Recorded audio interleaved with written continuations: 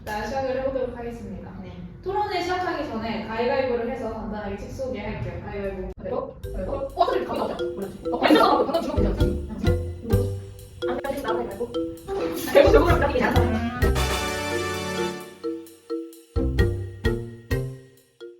책 소개 여기까지 하고 첫 번째 주제로 바로 넘어가도록 할게요. 첫 번째 주제 뭐였죠? 평범함이란 무엇일까? 그쵸? 평범함이란 무엇일까? 일단 저는 평범함이란 무엇일까 이 주제가 저희 누구라도 한 번쯤은 고민을 해봤을 법한 주제라고 생각을 해요. 일단 평범한 사람이라는 말도 있지만 이거는 사실 굉장히 모호한 표현이라고 생각해요. 누군가에게는 평범한 일이 또 다른 누군가에게는 특별한 일일 수도 있잖아요. 그쵸?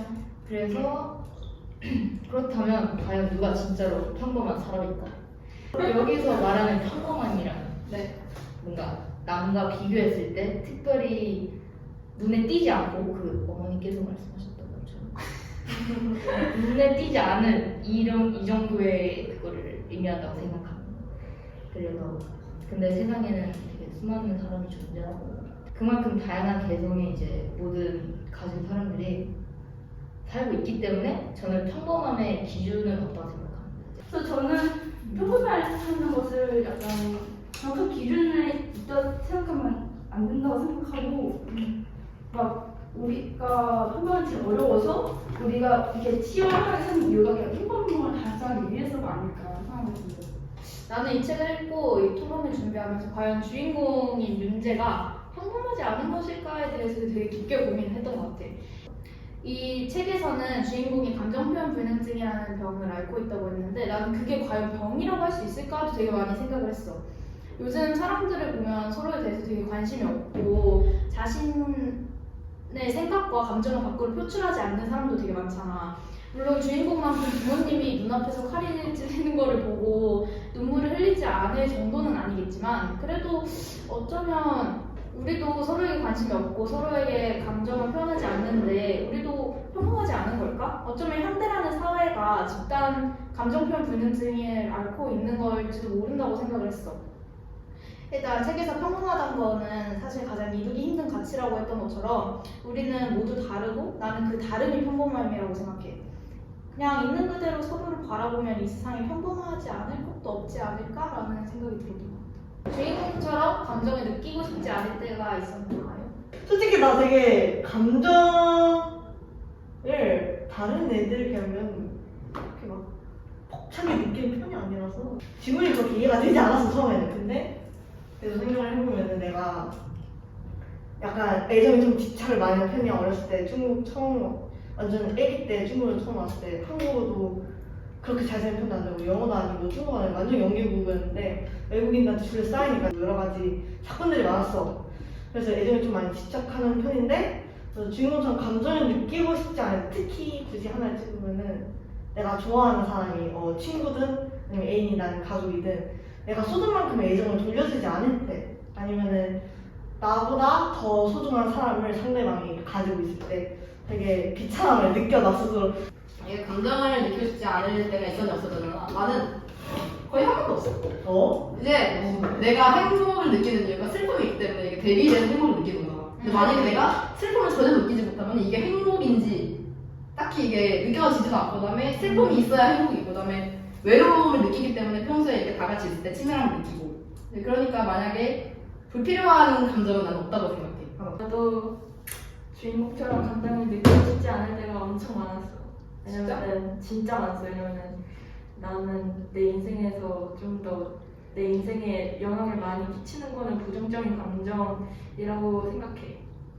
왜냐면 행복한 감정은 진짜 좀 순식간에 지나가는 일이 많은데 부정적인 감정을 잘 안 될 때가 많아서 약간 평생 이 부정적인 감정을 맨날 이렇게 살아가면서 막 느끼고 아니면은 옛날 일 때문에 막 계속 느끼고 살아가야 한다면은 차라리 감정을 안 느끼고 살아가는 게 더 정신건강에 좋을 수도 있다고 생각하고 근데 내가 만약에 감정을 안 느끼고 있잖아. 그러면은 나는 아무것도 모르고 이 감정을 모르니까 내가 힘들지 않고 살아갈 수 있지 않았을까라는 생각을 하기 때문에 나는 감정을 느끼고 싶지 않았을 때가 좀 더 많았던 것 같아. 자, 그럼 우리 마지막 그 주제를 책 속에서 아몬드는 윤재의 편도체. 이제 윤재가 다른 사람들보다 편도체가 작아서 감정을 덜 느낀다고 얘기를 했거든. 그래서 부모님이 그 편도체를 조금이라도 더 커지게 하기 위해서 아몬드를 먹였어. 그러니까 아몬드를 먹으면 머리가 좋아진다는 소문이 그치. 있어서 맨날 아몬드를 먹었지. 그치, 먹었지. 그래서 아몬드는 편도체를 뜻하는 거긴 한데 나는 소설 속에서 아몬드가 은유하는 게 바로 감정이라고 생각을 했거든.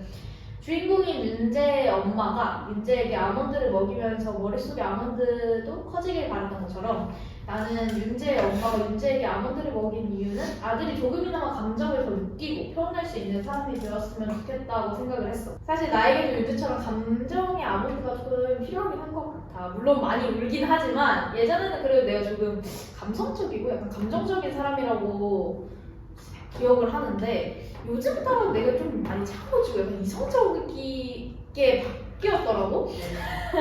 이 책을 읽을 때도 약간 마지막 부분에 윤재가 본이를 찾으러 갈 때 왜 그 위험한 곳을 본이 아빠인 민 교수님이나 신 박사님 아니면 경찰들과 함께 가지 않았을까라는 생각이 가장 먼저 했어.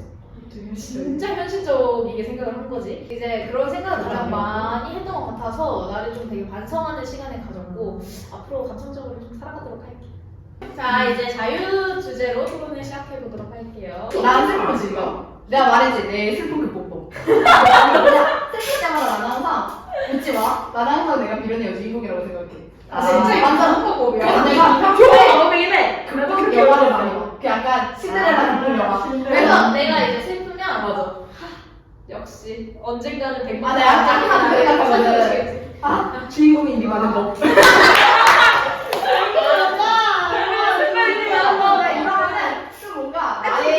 슬픔이 당연하게 느껴. 되게 왜냐면 어차피 내가 지금 이렇게 슬퍼해봤자 며칠 뒤에 나는 웃고 있을 거라고. 맞아. 되게 아니 나는 진짜 슬퍼해봤자 3초 뒤에 웃어.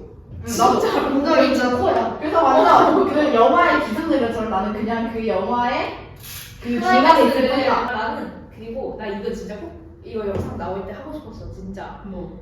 도라가 왜 나왔는지 난 이해가 안 아니 돼. 나중에 그 키스가 나랑 의미 너는 게. 뭐가? 아니 물론 감정을 알려줄 거는 좋아. 왜냐면 감정을 알려주기에는 사람밖에 진짜 그 답이 없다 생각하긴 해 나도. 아무리 편도체가 작고 아몬드가 부족하고 아무리 좀 감정을 못 느껴도 사랑이랑 감정으로 모든 걸 극복해낼 수 있다는 거 아님? 근데 윤재가 그랬잖아. 본인은 나에게 아픔과 약간 이런 부정적인 감정을 알려줬다면 도라는 나에게 긍정적인 감정을 알려줬다고 막 제가 이랬잖아. 부정적인 감동만 알면 안 돼. 그러니까. 그래서 그냥 이게 윤재한테 중요한 두 가지 인물이 나왔는데 도라가 나오고 나서 이야기 스토리 라인이 너무 빨리 진행이 되니까 좀 약간 도라가 왜 갑자기 여기서 나오지? 나는 이런 생각이 좀 들었어. 근데 나 약간 돌아가 나오면서 갑자기 감정을 느끼고 갑자기 뭐 하고 갑자기 그 생각을 의아해. 그치, 의미가 있을 때 나는 뭔 감정을 기억하는데 나는 근데 근데 솔직히 이거는 보니가 나비를 이렇게 날개를 뜯어서 죽였을 때도 아무 감정을 못 느꼈어. 그냥 들어 넣으니 갑자기 그러니까 갑자기 나는 이게 애들의 성장 스토리잖아? 근데 갑자기 좋아하는 여자애들 때문에 감정을 느끼기 시작했다. 이게 좀 이해가 안 되는 거야. 이해는 안 되긴 해. 그러니까. 아니 물론 사랑이랑 감정은 당연히 그럴 수 있어. 당연히 갑자기 느끼는 갑자기 찾아오는 거고 갑자기 예고 없이 생기는 거야. 근데 나는 그 도라라는 캐릭터가 이제 너무 급하게 나오고 그다음에 너무 뜬금없지 않아. 그걸 얘기를 하고 싶어.